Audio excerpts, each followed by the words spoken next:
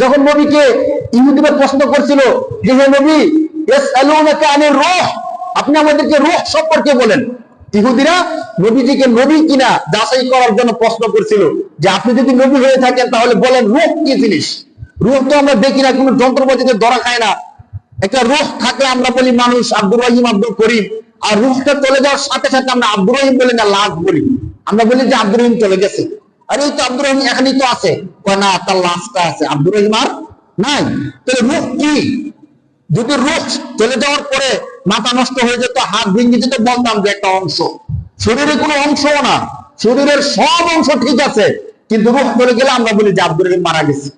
তাহলে আব্দুর রহিম বলতে এই বডি না, আব্দুল করিম বলতে আমাদের যে মাটির বডি, মাটির দেহ, এই দেহ না। যদি হতো তাহলে রূহ চলে যাওয়ার পরে আমরা বলতাম না যে আব্দুর রহিম মারা গেছে। আব্দুর রহিমের দেহ তো এখনো পড়ে আছে উঠানে সবার সামনে, তখন আমরা বলি যে আব্দুর রহিম আর নাই। আমরা কি বলি বলেন? যে আব্দুর রহিম আর নাই, তখন শুধু রূহ গেছে, শরীরের সমস্ত অঙ্গ প্রত্যঙ্গ সব ঠিক আছে।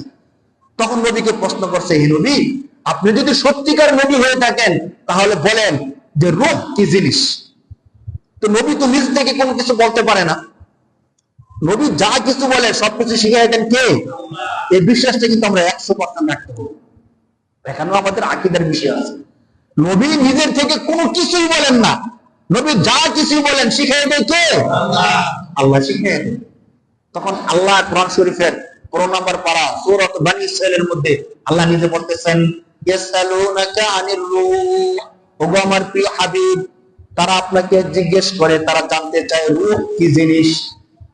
তারা আপনার কাছে রূহ সম্পর্কে জানতে চায়। আপনি বলে দেন, কুলির রূহু মিন আমরি রাব্বি।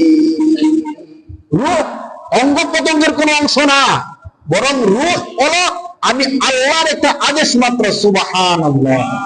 রূহ কি? আল্লাহর একটা আদেশ। তো রূহ যে আল্লাহর একটা আদেশ, সৃষ্টি করছেন কে? আল্লাহ। তো আল্লাহর আদেশটা আল্লাহ সৃষ্টি করছেন, এটা যখন আল্লাহ নাম জপবে তখনই তো শান্তি পাবে। এর আগে কি শান্তি পাবে বলেন?